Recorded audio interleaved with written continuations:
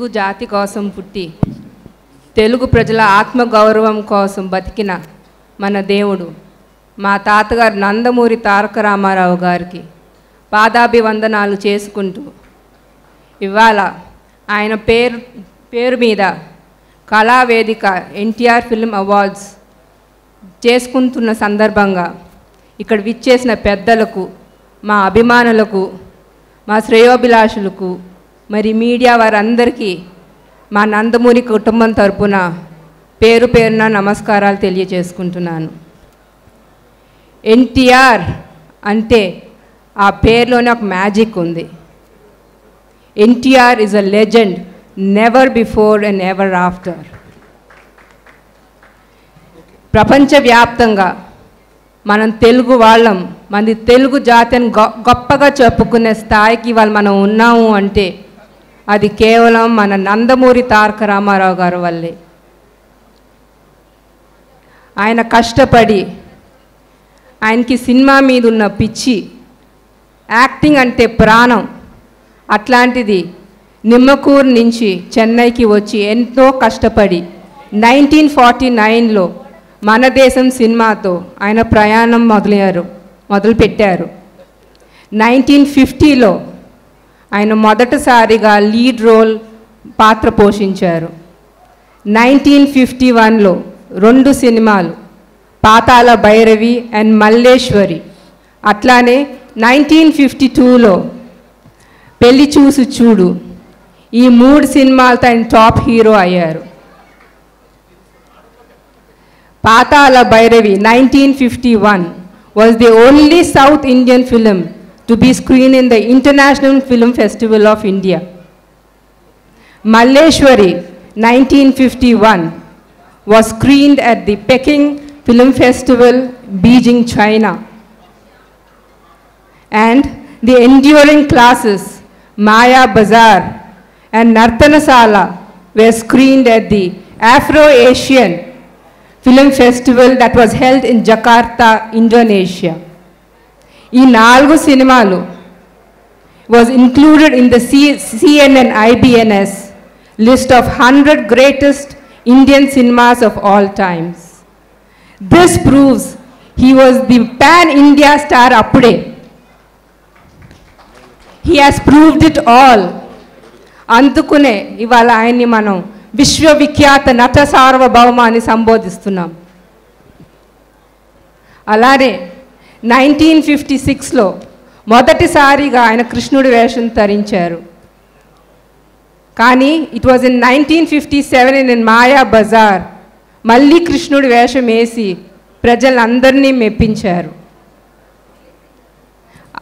అలా మరి 16 ఫిలిమ్స్లో కంటిన్యూస్గా కృష్ణుడి వేషం ధరించారు మన నందమూరి తారక రామారావు గారు.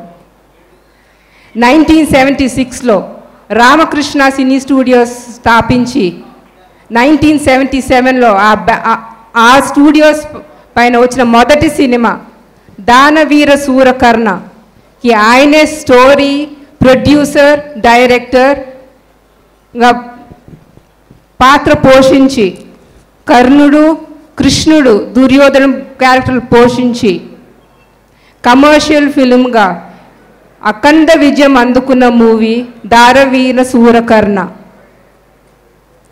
It was the only Telugu film to cross 2 crores in that period of time, which was a magnanimous opus.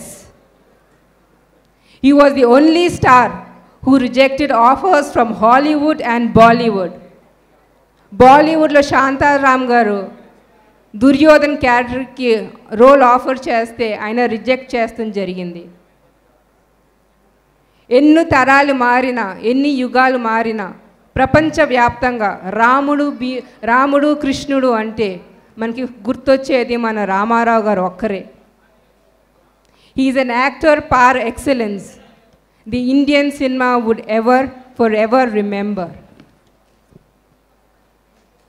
ఆ తండ్రికి కొడుగ్గా 1974లో తాతమ్మ కళ సినిమా ద్వారా హీరోగా పరిచయం అయ్యారు మన నందమూరి బాలకృష్ణ గారు.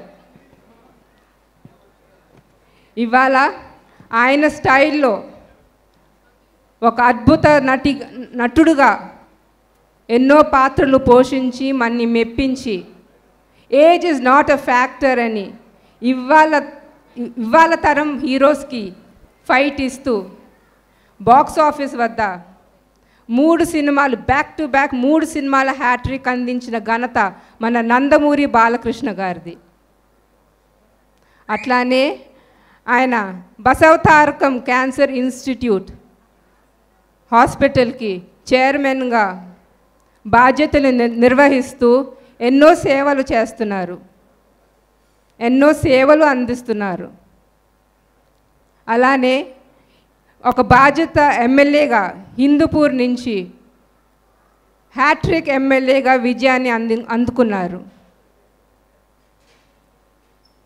అలానే సినీ రంగంలోనే కాదు ప్రజాసేవ మా రక్తంలో ఉందని నందమూరి వంశం ప్రజాసేవకి అంకితం అని ప్రూవ్ చేశారు మన నందమూరి బాలకృష్ణ గారు.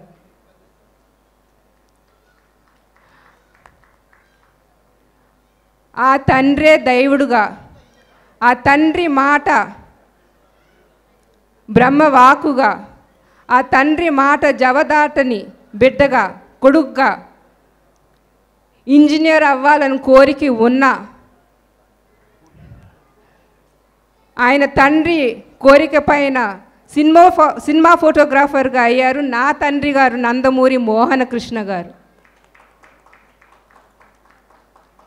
ఆయన ఏ రోజున పురస్కారాల కోసమో రికగ్నిషన్ కోసమో ఫేమ్ కోసమో సినిమా ఫోటోగ్రాఫర్గా ఎప్పుడూ ఆయన పనిచేయలేదు. ఆయన కేవలం ఆయన నాన్నగారికే అంకితం అయిపోయారు. ఇవాళ ఇక్కడ ప్రతిమ గ్రహీతలు పొందుతున్న ఎన్టీఆర్ ఫిలిం అవార్డ్స్ అందుకుంటున్న ప్రతి గ్రహీతకు నా అభినందనలు తెలియచేసుకుంటున్నాను. అట్లానే భువన రమణమూర్తి మన కళా వేదిక నడుపుతున్న